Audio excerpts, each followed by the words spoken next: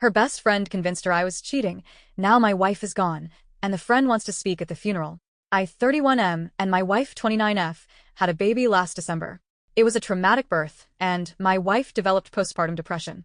While she was originally going to go back to work after the birth, she's been struggling enough that we decided to wait until our daughter was a year old and reassess. She has been going to therapy weekly. With my wife home full-time, I've had to work increased hours. This is something we discussed prior to making this decision, and she knew this from the start. A few weeks ago, my boss approached me about a project that would require a lot of overtime in a short amount of time. It would both be great financially and for my career. I talked to my wife about it, and she agreed that I should say yes to my boss. For the 4 weeks I'd be working on this, my MIL and her best friend, Jessie, 29F, would come help out with some of the duties that I typically do. Jessie is a SOM with a 4-year-old and a 2-year-old. She began coming over during the day and would watch the kids with my wife. 3 weeks into the project, it became clear that we'd need a few more weeks to get it together. I went home that night and talked to my wife about it. She said she was okay with it, but got very cold in the days after.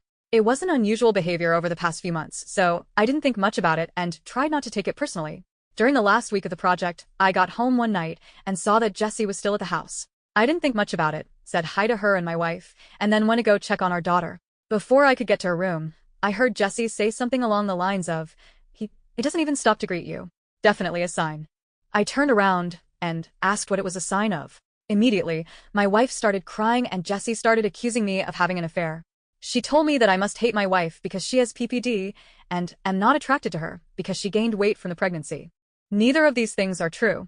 I'm trying my best to help my wife through her PPD while supporting our family. And I think she looks great how she is right now.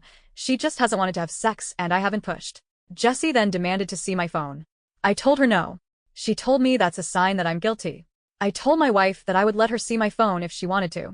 She nodded, and something inside me broke. I guess it was the thought that she actually believed I was having an affair really got to me, and that she didn't trust me after everything we've been through. Well, she looked through the phone, and there was no evidence. Jessie started saying that I deleted the evidence. She started screaming and woke up our daughter, so I told her to get out of the house. Eventually, she left, and I went to calm our daughter since my wife was still on the couch crying. When my daughter was asleep again, I sat down by my wife and tried to talk to her about what's been happening. She told me that she's been worried ever since I started working all the overtime. I told her that we talked about how good of an opportunity it was, and she agreed to letting me take on this project. She said it was very suspicious to increase the length of the project. I told her that sometimes that happens. She wanted more evidence, so I showed her messages and emails with timestamps from work and pay stubs showing the OT. She said she believed me and was sorry for doubting me. It was just that Jessie had been telling her that these were all signs that I was cheating. I asked her why she believed Jessie more than me and why she didn't come to me with her concerns. She didn't have a real answer. It's been a couple weeks and the project is over. I actually scaled back and am trying to work a little less than I was before the project so I can spend more time with my wife and daughter. But I feel so burnt out trying to do everything and becoming resentful because in the back of my mind, I know that my wife doesn't trust me. I ask myself, what happens the next time I have a project? Or I have to run errands one day? Or if I have a business trip, am I going to come back every time to accusations that I'm cheating? I've tried bringing it up a couple times, but my wife tells me it's not the time and that she's tired or sad. I try to be mindful of her feelings, but I wonder if that means that I can never have any of my own. I'm not sure what to do here. Any advice for how I can move forward? Update: my wife and her best friend accused me of having an affair, then got angry when I didn't have one. 270821. Thank you to everyone for all of the advice and support on my previous post. I think a lot of you pointed out what should have been obvious, that I need to get a therapist and start looking after my own mental health. A couple people asked for an update, so I'm giving one, but it's not happy. That night I approached my wife and told her that I was going to find a therapist. I didn't connect it to her accusations or anything, just said that I was having a tough time and needed therapy. She shrugged and told me to do whatever. Next day, I got home from work and our room and my home office were ripped apart. Things everywhere. Important papers scattered. I don't see her, but our daughter's in her room crying. My wife left her alone, her cell phone's off. I call my in-laws and a few friends, but no one's seen her. I'm starting to get worried and I call my mom to see if she can babysit while I go out and look for her. Before my mom can get home, my wife gets back. Jessie's driving. Jessie doesn't come in, but my wife does. She's clearly upset, been crying. I ask what happened. I thought at first the house might have been robbed.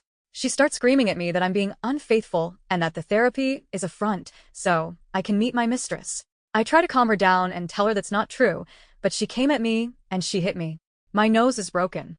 She kind of realized what she did and sat down on the couch and went comatose, just stared at the wall. I went into my daughter's room and locked the door. Called my mom to tell her what happened and my Aunt to ask her to come over and take care of my wife. I packed a bag for my daughter, and when my mom got there, we left. My wife didn't even look up. We dropped my daughter off with my dad, and then went to urgent care for my nose. I got blood all over my mom's new Subaru. My daughter and I are staying with my parents for a while, and my wife's staying with hers. I am looking into getting a restraining order against Jessie. My wife and I are separating. I love her, but I won't live with someone who hurts me and who could potentially hurt our daughter. I am not going forward with a divorce yet, with the hopes that my wife will get the treatment she needs and we can work things out. My in-laws told me that they're looking at inpatient treatment at a local hospital. But I also have everything well documented in case of an eventual custody battle. My heart's broken because I know this isn't my wife. This is a sickness in her mind. But I need to keep myself and our daughter safe and give her the space to recover. I'm hoping that this is the right decision. Thanks again, everyone. Edit. Thank you all for your feedback. I've talked to my parents after reading your comments and came to the conclusion that for my daughter's protection, I need to file a police report. I am headed to the station now. Do I let the woman I fought with my wife's death let her speak at her funeral? -010921 TLDR. A woman fed lies to my wife, suffering from postpartum depression that led to a mental breakdown and her death. She now wants to speak at my wife's funeral. Denying her would start trouble, which I'm not sure would be worth it. There's more context for this situation in my post history. My wife passed on early Monday morning. Convinced by her friend Jessie that I was having an affair that I did not have, she had a mental break, which resulted in my taking our infant daughter and staying with my parents for a while. She was with her parents, who planned on taking her to the hospital for inpatient treatment on Monday. On Sunday night, she came to my parents' house and demanded I give her our daughter. Because she had left her alone for several hours the last time she was responsible for her and had gotten physical with me, I refused. I offered to let her come in and spend time with her while my parents and I were present, but she didn't want to come in and wanted to take our daughter with her. She was upset, but left eventually. A few hours later, she drove her parents' car into a tree and died. The friend, Jessie, came to see my daughter and me yesterday. After some tears, she told me that she was planning to speak at my wife's funeral. She had already cleared it with my in-laws, but was letting me know as a courtesy. I told her she would not be speaking at the funeral. We fought and she left after telling me that I was an asshole and not the only person who loved my wife.